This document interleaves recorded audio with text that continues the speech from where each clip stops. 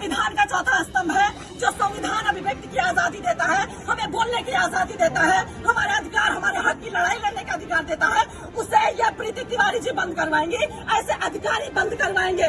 ये कह रही हमारा मूड खराब हो गया। हम मूड खराब होने का जिम्मा नहीं लेते, हम अपना काम करवाने आए हैं। आप पढ़ लिख कर अपनी मर्जी से अधिकारी बनी है, सुनने के लिए, जनता को झेलने के लिए, सेवा करने के लिए अधिकारी बनी है। आप अपने कार्यालय से जनता को दुर्व्यवहार करके कार्यालय से बाहर नहीं निकाल सकती है।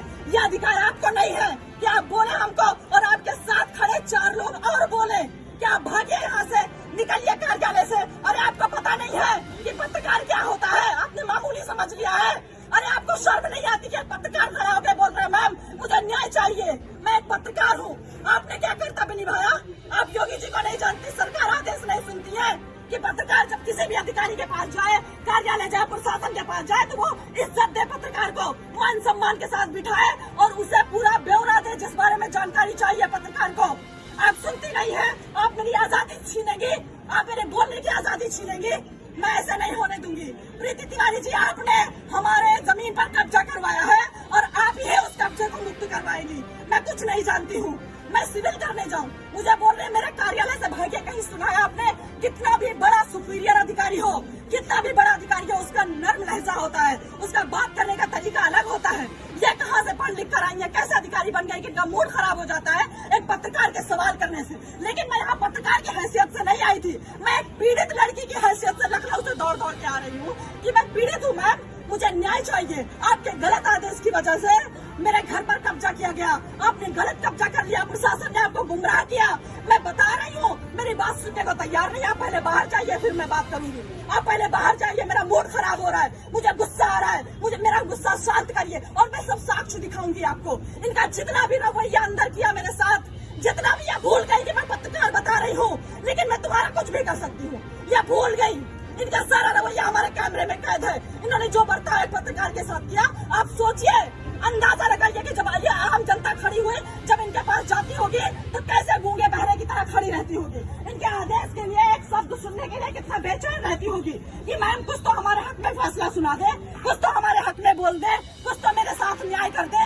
इस उम्मीद से जनता यहाँ पर खड़ी रहती है। और इन्होंने अभी कार्यालय का गेट बंद कर दिया और जब मैं परेशान हो गई, मुझे कार्यालय से बाहर निकाला गया, मुझे धक्का मारा गया, मेरे साथ दुर्व्यवहार किया गया, तब मैंने रिपोर्टिंग शुरू की, तब मैंने अपना कर्तव्य निभाया कि आज नहीं तो कभी नहीं।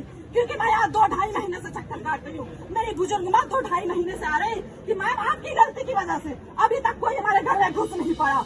एसडीएम के गलत आदेश की वजह से हमारे घर पे लोगों ने कब्जा कर लिया, प्रशासन को भेजकर इन्होंने कब्जा करवा दिया। प्रशासन गलत रिपोर्ट लगा रहा है। जांच होनी चाहिए, निष्पक्ष जांच होनी चाहिए। हम बेईमान लोग नहीं है, गरीब आम जनता बेईमान नहीं होती है, अधिकारियों की तरह गलत फैसले नहीं लेती है, किसी का किसी पर कब्जा नहीं करवाती है। ये जो यहाँ पर आम जनता खड़ी है, ये बेईमान नहीं है, अपना खून पसीना बहाकर यहाँ पर लोग खड़े हुए हैं उम्मीद में कि हमें न्याय मिलेगा। एसडीएम के पास जाएंगे, लोग उम्मीद में रहते हैं एसडीएम साहिबा के पास जाएंगे और सुनाएंगे अपनी कहानी। महिला है, महिला के साथ प्रीति तिवारी जी से कि मैं रोने लगी। मैंने बोला मैम आप भी एक महिला है, आप भी अधिकारी है, मैं भी एक सीनियर पत्रकार हूँ, मैं लखनऊ में पत्रकार। मेरा नाम सबा खान है, मैं पेशे से पत्रकार हूँ, लखनऊ में रहती हूँ। मेरा थाना पड़ता है भाले सुल्तान और गांव पड़ता है गाई मऊ, जहाँ पर मेरी एक बुजुर्ग माँ रहती है। हमारे घर पे कोई रहता नहीं है ज़्यादा, माँ ही रहती है, छोटा भाई रहता है। हमारे घर पे एसडीएम प्रीति तिवारी जी ने, जो कि तहसील पड़ता है मुसाफिर खाना, और भाले सुल्तान थाना मिलकर, मतलब प्रशासन ने मिलकर हमारे घर पर कब्जा करवा दिया। विपक्ष को, दूसरे पक्ष को, किसी जो कि बहुत दबंग हैं, काफी पैसे वाले हैं भाई, हम उनसे फिजिकल तो नहीं लड़ सकते हैं। अब प्रशासन ने किस आधार पर कब्जा करवाया, किन साक्ष्यों के आधार पर कब्जा करवाया, उनके पास क्या लीगल डॉक्यूमेंट्स हैं, कुछ भी नहीं। बस हमारे घर पर कब्जा करवा के चुपचाप बैठी हैं। 2.5 महीने से मैं चक्कर लगा रही हूँ एसडीएम साहिबा से कि मैम आपके आदेश के, आपने मौखिक आदेश कर दिया कि हमारे घर पर कब्जा कर लिया उन्होंने, मौखिक आदेश पर। आपने कहा ना लिखित है ना समझौता, हमारे पास रजिस्ट्री है, लीगल डॉक्यूमेंट्स हमारे पास हैं, आप उसको नजरअंदाज करके इस तरह कैसे एक पत्रकार के घर पर, या कोई आम आदमी जो भी हो, लेकिन ऐसे एक लीगल डॉक्यूमेंट्स को दरकिनार करके आप किसी को ऐसे कब्जा करवा सकती हैं, इसका कारण बस मुझे जानना है। मैं पत्रकार के तौर पर कभी एसडीएम कार्यालय नहीं गई हूँ, कभी कहीं नहीं गई हूँ। मैं एक पीड़ित के तौर पर गई, मैंने बोला मैम हमें न्याय चाहिए, आपके मौखिक आदेश पर कब्जा हुआ है हमारे घर पे, हमें न्याय चाहिए, जिसका साक्ष्य भी हमारे पास मौजूद है, मैं वो भी आपको दूंगी, वो भी आप वीडियो में देख सकते हैं कि किस तरह से एसडीएम मानती भी है कि हमसे गलती हुई है, मैं सुधार करूंगी। लेकिन 2.5 महीने का वक्त गुजर गया, मेरी बुजुर्ग माँ आके एसडीएम कार्यालय बैठी रहती है, तहसील बैठी रहती है, पूरा दिन कोई सुनवाई नहीं होती। मैं लखनऊ से चलकर आती हूँ, 2-2 दिन यहाँ पर रहती हूँ, गांव में रहती हूँ, यहाँ पर आती हूँ, पूरा दिन बैठती हूँ, इंतजार में रहती हूँ कि एक बार तो दर्शन मिल जाए मैडम के, एक बार तो वो हमारे साथ न्याय करें, सुनवाई करें। इनके कार्यालय गई, मैं तहसील गई, मैंने बात किया कि मैम जो है मुझे न्याय चाहिए, आपके मौखिक आदेश पर इस तरह से हमारे घर में कब्जा हो। बोले मैं क्या करूं, कब्जा हो गया तो। हमारे साथ ऐसा गंदा दुर्व्यवहार किया, हमारे साथ अभद्रता की, मुझे धक्के मारकर गलत व्यवहार करके मुझे अपने कार्यालय में जहां पर वो बैठी थी तहसील से निकलवा दिया। बोले जाइए, मैं आपकी कोई मदद नहीं कर सकती हूँ, मैं आपका कोई काम नहीं कर सकती हूँ, जाइए आप सिविल करिए जाके। तो मैंने बोला कि सिविल ही करना था तो आपने कब्जा क्यों करवाया? आपका जब अधिकार नहीं है कब्जा मुक्त करवाने का या हमारे साथ न्याय करने का जनता के साथ, तो आपने किस आधार पर, किस अधिकार से आपने हमारे घर पर कब्जा करवाया? तो हमें अपने कार्यालय से बाहर निकाल दिया। तो यही है पूरा मामला।